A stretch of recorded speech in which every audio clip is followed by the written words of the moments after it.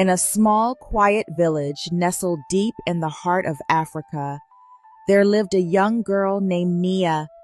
She was just like any other girl in the village, simple, quiet, and kind. She had a humble family, and her life revolved around the routines of daily chores, helping her parents, and attending the local school. But beneath her calm exterior, there was a darkness that no one could see. A darkness that had been building for years.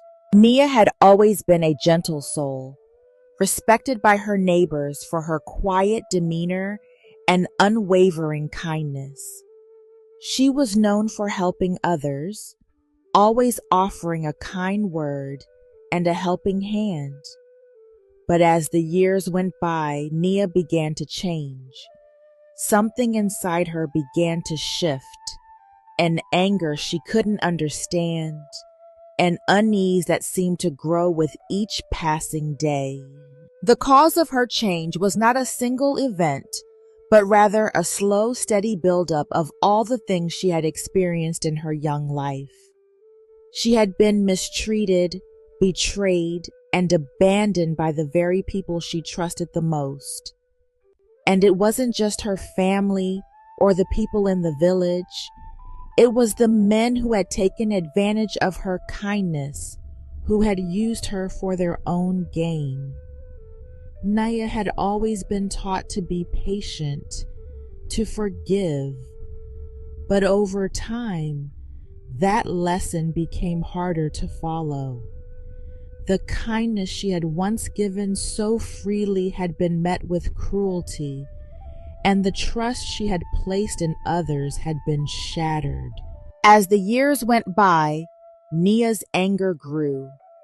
She watched the men in her village take advantage of the women, promising them love and security, only to leave them broken and abandoned.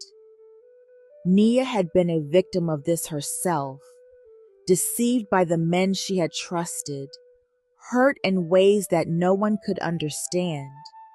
She had been quiet, passive, but that was about to change. One day, while walking to the market, Nia overheard a conversation between two men. They were laughing, talking about the women they had used, how they had taken advantage of their innocence, and how easy it had been. Nia felt a fire ignite within her, a burning rage that she had never known before. She realized that the men of her village had been playing with her and every other woman, using them like pawns in a game of power. The village, which had once been a peaceful place, now felt like a prison to Nia. She had been trapped in a cycle of trust and betrayal, and she could no longer bear it. The image of those men laughing at the women they had hurt haunted her, and it awakened something dark and vengeful within her. From that moment on, Nia made a vow. She would no longer be the victim. She would take back the power that had been stolen from her, and she would make those who had hurt her suffer the same way. Nia began to change. She no longer smiled at the men in the village, no longer welcomed their advances with kindness. She had learned the truth. Men would never respect her if she didn't demand it. So she began to build a reputation, not as a quiet, meek girl, but as someone to be feared. She stopped speaking to the men she had once called friends. She ignored their attempts to be near her, their polite gestures, and their meaningless compliments. Nia wanted them to see her differently. She wanted them to see the darkness she had inside, the anger she had carried for so long, and soon enough, they did. One evening, a man named Olu, a notorious flirt in the village, approached Nia. He had heard the rumors. heard that she was no longer the same girl he used to know. But he thought he could change that. He thought he could win her over, like he had done with so many others before. But Nia had already made her decision. She would no longer be an object for their amusement. She had grown tired of their games, tired of the promises that always turned into lies.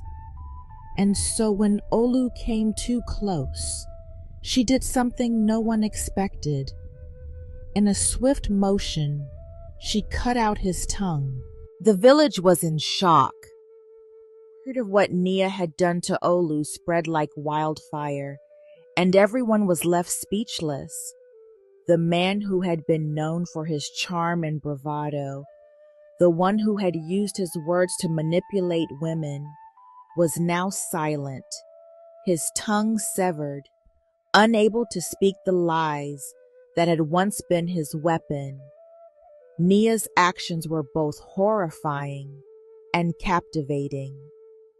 The women of the village, who had silently suffered for years, began to look at her with a mix of fear and admiration. They had always been told to be patient, to endure the hardships and mistreatment, but Nia had done something different. She had stood up for herself in a way that none of them had ever dared. But it wasn't just the women who noticed. The men, too, began to realize that Nia was no longer the same passive girl they had once known. She was a force, one they couldn't control, and they started to fear her. They saw the power in her eyes, the coldness that had replaced the sweetness she once had. Nia had become a symbol of rebellion, a warning to anyone who thought they could take advantage of her or any other woman in the village. But for Nia, it wasn't about power. It was about revenge. It was about making sure that every man who had ever used his words to hurt or deceive a woman would understand the price of their actions. As Nia's reputation spread, the fear of her grew. The men of the village began to avoid her, unsure of how to handle someone who had taken such drastic measures. Some tried to confront her, thinking they could overpower her, but every time they were met with a cold, unwavering stare. Nia had become untouchable, and with that untouchability came an even greater power. The women, who had long been silent in the face of oppression, began to gather around Nia. They were drawn to her strength, her defiance. They had lived through their own share of hurt and betrayal, and now they saw in Nia someone who had taken control. Someone who had turned the tables on the men who had made their lives a struggle. As the village grew more divided, Nia's actions had far-reaching consequences. It was no longer just about the men she had hurt or the women she had helped. It was about changing the very foundation of the village, about forcing everyone to confront the truth that had been buried for too long. The power dynamics had shifted, and no one could deny it any longer. But not all were pleased with the changes. The village elders, who had long upheld tradition, saw Nia's rebellion as a threat to the order they had maintained for generations. They summoned her to the village square, determined to put an end to her disruptive influence once and for all. The village square was quiet as Nia stood before the elders, her head held high, her eyes unwavering. The council of elders, draped in their ceremonial robes, sat in a semicircle around her, their expressions grim. The air was thick with tension, as if the entire village were holding its breath, waiting for what would happen next. You have caused a disturbance, Nia, one of the elders spoke, his voice stern. You have broken the sacred traditions of this village. You have turned against the very fabric of our community. Your actions cannot go unpunished. Nia's gaze flickered over the faces of the elders, but she showed no sign of fear. She had been afraid once, but that was before she had tasted the power of standing up for herself, before she had learned the true cost of silence. I did not break tradition, Nia replied, her voice calm but firm. I freed it. I freed myself. And I freed the other women who have suffered in silence for far too long. The elders exchanged uneasy glances, the weight of her words sinking in. They had spent their lives maintaining order, ensuring that the village stayed within the bounds of tradition, but they could no longer deny that the power they once held had been challenged. You've taken matters into your own hands, and for that, you must face the consequences, the elder continued, his voice barely above a whisper now, as if he feared what he was about to say. But Nia wasn't listening. She had already made her decision. There was no turning back now. The silence in the village square grew heavy. The elders' words had no power over Nia anymore. The fear they once instilled in her had long evaporated. She could feel the weight of the villagers' eyes on her, but it was no longer a burden. She stood firm, knowing that what she had done was right. The men who had used their power to manipulate and control the women of the village had to face the truth. You are afraid of change, Nia said quietly, her voice carrying across the square. But the world cannot stay the same forever. The old ways have failed us. It's time for something new. I will not be silent, and neither will the women who have suffered. The elders looked at each other, but no one spoke. The power they had wielded for so long seemed to be slipping away, and the realization that they no longer held the village in the palm of their hands began to settle in. Nia had become the force they could not control, and it terrified them. But Nia wasn't done yet. She took a step forward, her eyes locked on the elders. I don't need your approval. I don't need your punishment. What I've done is done, and it will never be undone. With those words, Nia turned and walked away from the council, leaving them in stunned silence. The villagers watched her, their fear slowly giving way to a newfound respect. They had witnessed a revolution, one that had been sparked by a single woman who refused to be broken. As Nia walked away from the village square, she felt a strange sense of peace settle over her. The road ahead was uncertain, and she knew the path she had chosen would not be without its challenges. The village had been shaken to its core, and change, while inevitable, often came at a great cost. But Nia was ready. She had faced the darkness within herself and had emerged stronger than ever. The women in the village, who had watched from the sidelines, now began to gather around Nia.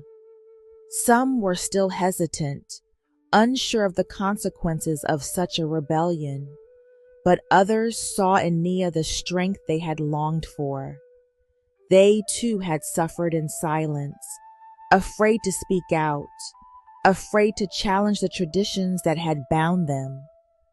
But Nia had shown them that it was possible to fight back.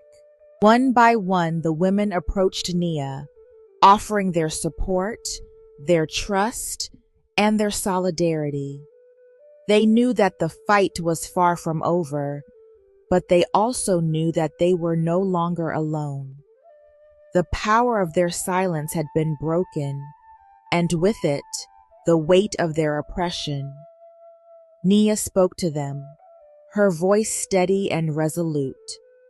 We will build a future together, one where we no longer live in fear, where we can be heard and seen for who we truly are. We are not just victims. We are warriors. As the days passed, Nia's influence over the village grew.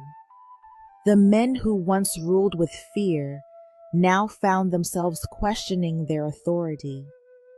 They could no longer treat the women as they had in the past, with casual cruelty and disrespect. The balance of power in the village had shifted, and though the men didn't openly admit it, they knew it. The elders, too, began to reconsider their stance. Nia's words had left an indelible mark on them. She had forced them to face the reality they had been avoiding for so long. The old ways, which had once been a source of pride, no longer seemed so sacred. The village was changing, whether they liked it or not, and they realized they had to adapt. But for Nia, the work was just beginning. She had sparked a revolution, but there was still much to be done. The women who had once been afraid to speak up were now finding their voices, and Nia led them as a beacon of strength and courage. Together, they began to rebuild the village, not just physically, but spiritually and emotionally as well. They created a new community, one built on respect, equality, and the understanding that every voice mattered. As Nia stood at the edge of the village, looking out at the land that had once felt like a prison, she felt a sense of pride she had never known before. The journey had been long and the cost had been great, but she had won. She had fought for herself, for the women, and for the future. The village and its people would never be the same again. In the end, Nia's story was not just about anger or revenge. It was about a young girl who was pushed beyond her limits by betrayal, lies, and the deep wounds inflicted by those she once trusted. Her actions were born from a pain that had been ignored for far too long. The village learned a harsh truth that day. When you crush a spirit over and over, eventually it fights back. Nia became the voice for every woman who had been silenced, every heart that had been broken, and every soul that had been betrayed. Her story is a reminder that trust, once broken, can turn even the kindest soul into something unrecognizable. It teaches us that true respect must be earned, not demanded, and that when the oppressed find their voice, the world around them will be forced to listen. And for the men of the village, the lesson was clear. Words can be powerful weapons, but once lost, no apology can bring them back. I hope you enjoyed the story. If so, please like the video, comment what you learned from the tale, and don't forget to subscribe to the channel for more enchanting tales just like this one. Thank you.